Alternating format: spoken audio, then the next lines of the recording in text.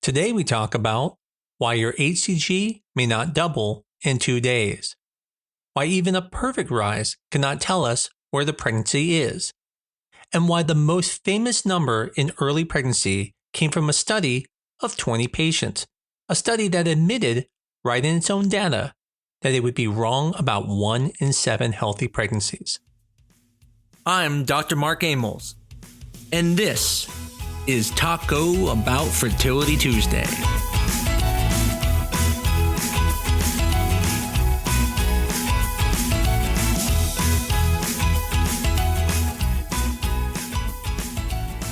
You have your first pregnancy test after your fertility treatment.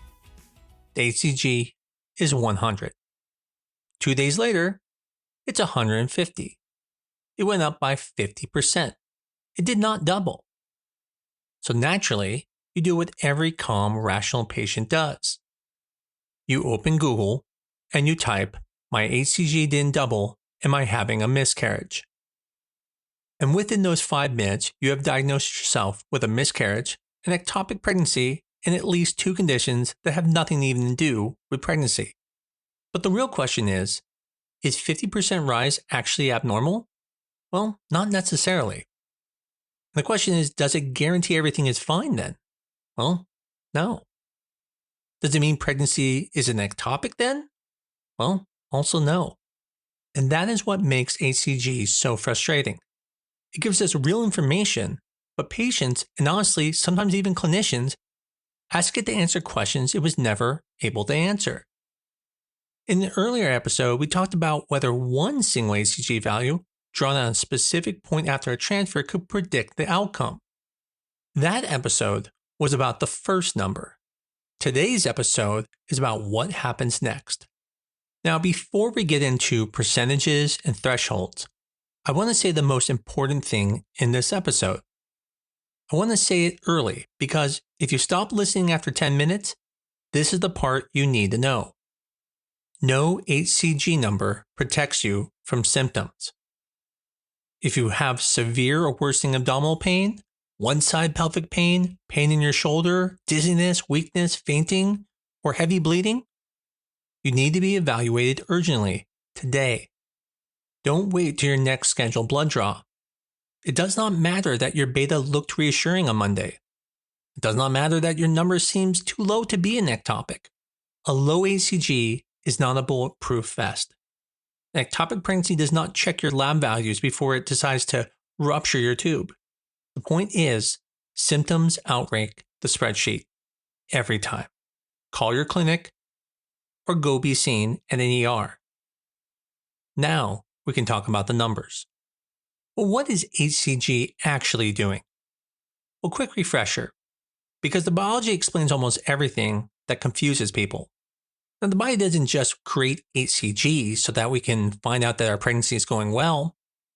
It's made by the trophoblastic cells. And these are the cells that go on to form the placenta. As they invade the uterine lining during implantation, they differentiate. And the syncytiotrophoblasts becomes the main source of the hCG we measure in the blood. Its most important early job is recruiting the corpus luteum. The corpus luteum is what's left over in the ovary after ovulation. The sac that had the egg now becomes a progesterone production factory. And progesterone is what supports the endometrial lining where the pregnancy will be. Now, without a pregnancy, it kind of winds down. Progesterone levels fall and the period starts. However, when there's a pregnancy, it makes hCG from the syncytiotrophoblasts and tells the corpus luteum, hey, hold on, don't shut everything down. We still need progesterone because we got a baby here. And as you expect, the corpus luteum keeps producing progesterone until the placenta gradually takes over, usually somewhere around 8 to 10 weeks. Have you ever wondered, well, why do we call it beta hCG and not just hCG? Well, because hCG is built from 2 subunits, an alpha and a beta subunit.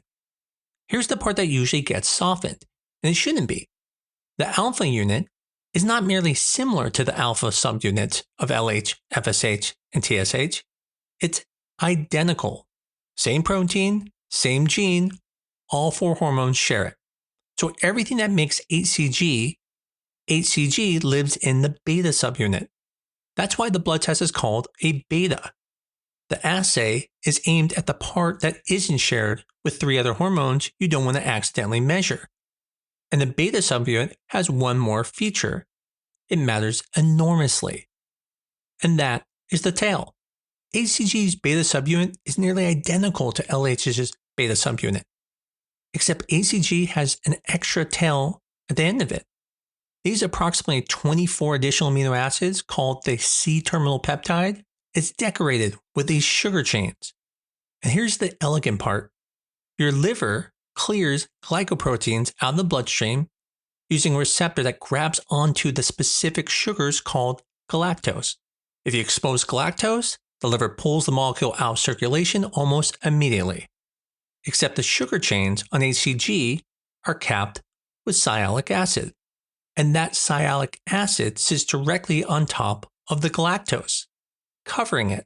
So by disguising the tail, hCG can live longer. You remove the sialic acid from it, and hCG is cleared in minutes. And this is why LH has a half-life of roughly 20 to 30 minutes, while hCG has a half-life of roughly 24 hours to 36 hours. Same receptor, same basic signal, but wildly different persistence because of that chain. And by putting sialic acid on the end of it, it disguises the chain and doesn't get pulled from the blood. And it is because of this persistence, which is why we can check hCG levels and look for this supposedly doubling. So then the next question should be, but why 48 hours? Why not just check the hCG the next day?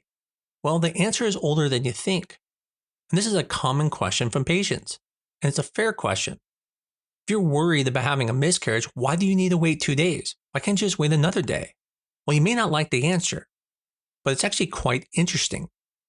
The 48-hour interval comes from the same 1981 paper that we're going to talk about. And the reasoning was specific. Kadar calculated that at 24 hours, the difference between how a normal pregnancy arises and how an ectopic pregnancy arises was only about 20% difference. And the problem with that is that a 20% difference was smaller than twice the error of the lab test itself. So the problems in 1981, those assays ran a coefficient of variation of up to 15%. That means you couldn't tell the difference between a change, or was it just the variation that's noted between the test? So the recommendation was then wait 2 days, let the biology outrun the noise. And that was very reasonable. But here's the thing. Modern assays run a coefficient of variation of about 5% or less. That means the noisy floor is not there anymore. Which is why some authors even argue that a 24-hour repeat is perfectly interpretable in today's current practice. Now, I'm not telling you to demand the next day blood draw from your doctor. 48 hours is the standard, and that's what most of the data we have is based off of. I'm just pouring out something worth discussing. The 2-day rule and the 66% rule came from the same 20-patient paper, and both of them outlived the equipment they were built on. And one very practical point while we're here. Different assays have different values, meaning if you use a different lab, you're not going to always get the same result. This is why it's important to always stay with the same lab when you're checking these hCG levels if you can. Unfortunately, this can sometimes cause worry or even hope when there's a rise or decrease and it's between 2 different labs. So the question at hand, does your hCG need to double? The answer is simple, no. It is probably one of the most persistent myths in early pregnancy. hCG does not have to double every 48 hours. Now, doubling may be common early on, especially when starting with low values, but it's not a requirement. As we talked about, that rule comes from Kadar 1981 paper. 53 charts were reviewed, and of those, 20 viable pregnancies were found.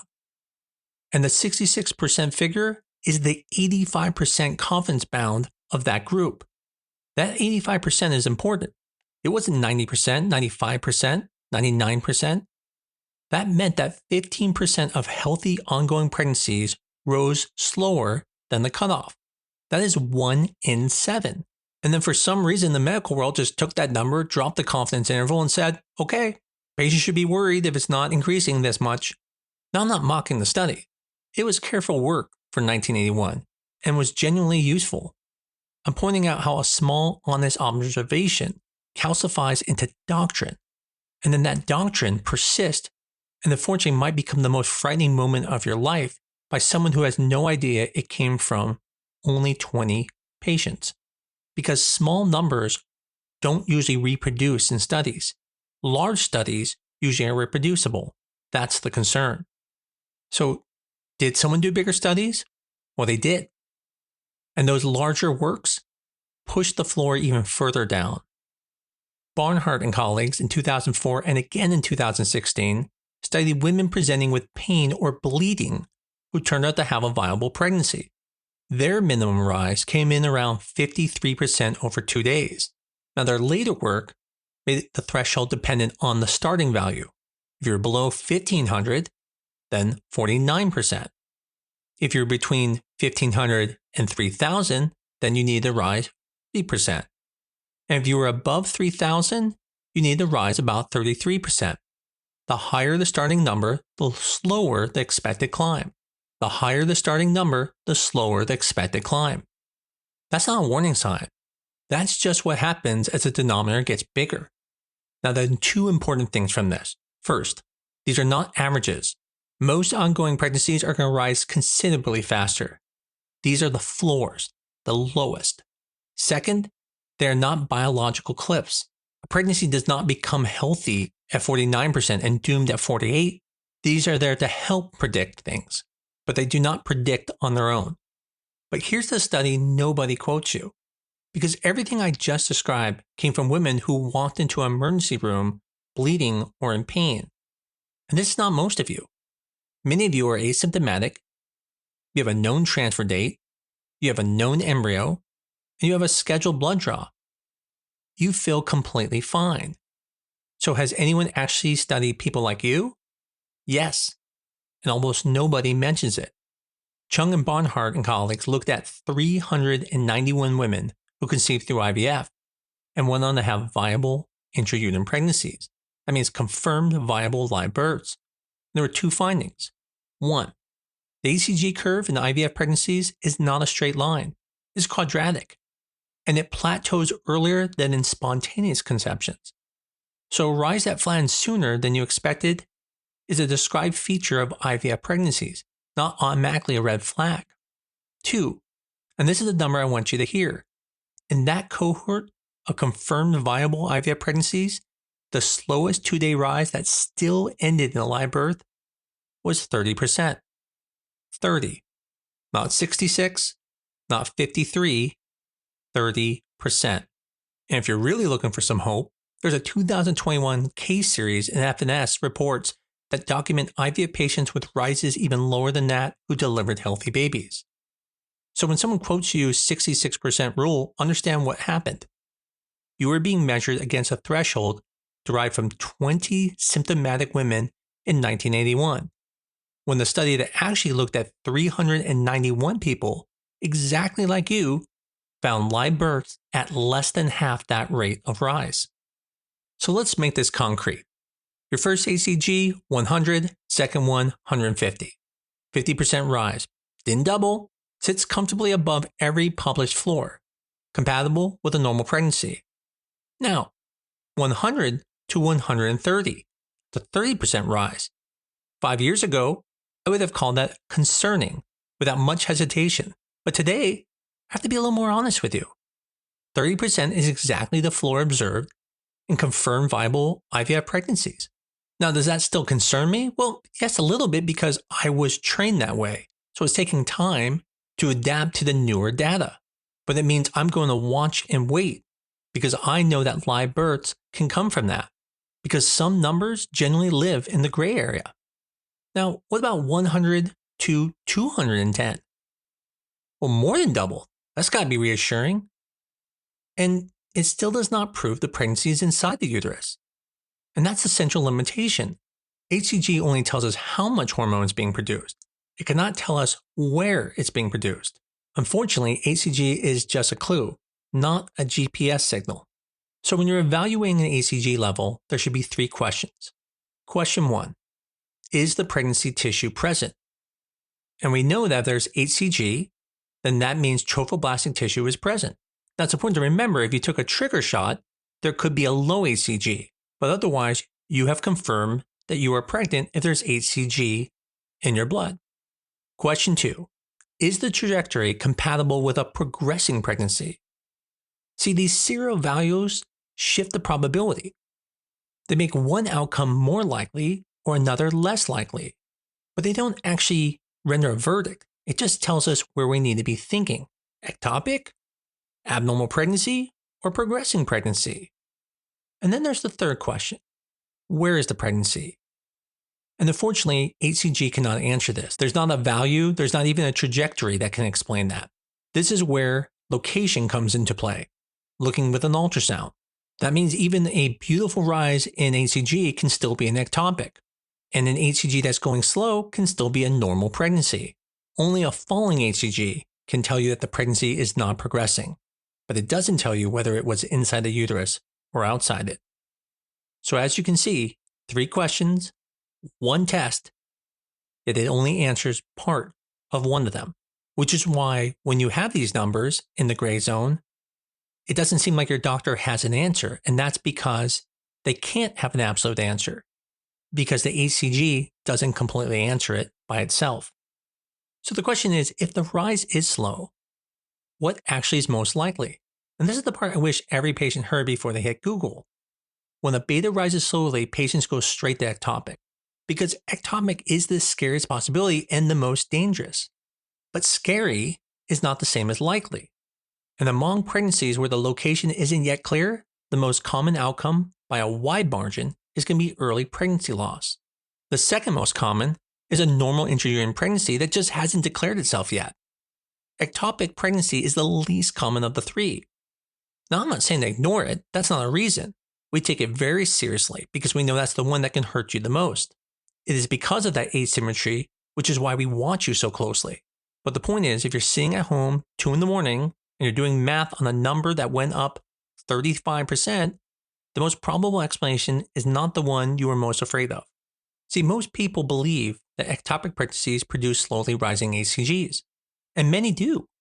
But ectopic pregnancies are not considered enough to follow just one pattern, unfortunately. Silva and colleagues studied 200 confirmed ectopic pregnancies. Roughly 60% initially had rising levels, and 40% had falling levels, and 21% rose in a pattern that looked like a progressing intrauterine pregnancy. 8% of them fell into a pattern that looked like a miscarriage happened. And this is important because essentially 3 in 10 initially mimicked a pattern that a doctor might otherwise find reassuring. So a normal rise cannot exclude an ectopic. A falling level cannot immediately exclude one either. Now, if it's plateauing, has a slow rise, or slower than average, yes, be concerned.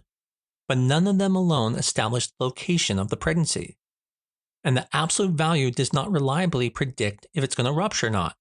Which brings us back to where we started. Symptoms outrank the number.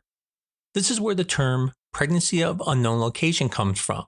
And in next week's podcast, I'm actually going to talk about this and what's called a discriminatory level, and how this level is used to know when to see a pregnancy in the uterus and when we should not potentially see a pregnancy in the uterus. But we'll talk about that more next week. But let's go back to our patient. Let's return to the woman whose hCG went from 100 to 150.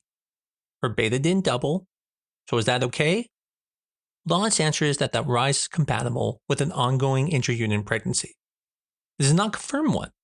Doesn't even guarantee the pregnancy will continue. It just says that everything is possibly going fine, and you may not declare victory, but you also do not declare defeat. You continue to follow it, you watch her symptoms, and then eventually, at some value, you check with an ultrasound. Early pregnancy sometimes forces us to sit with uncertainty. And this is extremely hard when you have infertility because you already have a lot of stress.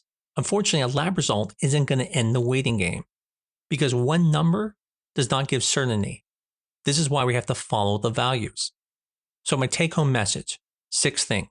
1, hCG does not have to double every 48 hours. That is a myth. 2. The 66% rule came from 20 charts in a study in 1981. And that was at an 85% confidence bound that was known to miss 1 in 7 healthy pregnancies. That should reassure you that you don't have to follow the double every 48-hour rule or the 66% rule. 3. In 391 confirmed viable IVF pregnancies, the slowest 2-day rise that still ended in a live birth was 30%. 4. A slow rise raises concern, doesn't diagnose a miscarriage or an ectopic pregnancy, and the normal rise does not prove the pregnancy is in the uterus. 5. Symptoms always matter more than the spreadsheet. 6. If you ever have questions, always talk to your clinic and your doctor. The point is, hCG is genuinely a useful hormone and a genuinely useful test. It's not a report card, it's not a crystal ball. It gives us one piece of the story. And in early pregnancy, this takes time. That's one number, then another number, and eventually an ultrasound. I know we wish that with the first test, we could tell you what's happening, but unfortunately we can't. We have to follow the evidence carefully, and we have to keep you safe. And eventually, the full picture will emerge. As always, if you found this helpful, tell your friends about it or share it with someone who may be going through IVF or who's actually going through this right now and worried about their hCG level. And as I mentioned, if you're worried about your own results right now, talk to your care team, because your number only makes sense next to your treatment timing, your symptoms, and your ultrasound. If you like this podcast, please share it with your friends, give us a 5-star review on your favorite medium, but most of all, keep coming back. I look forward to talking to you again next week on Talk About Fertility Tuesday.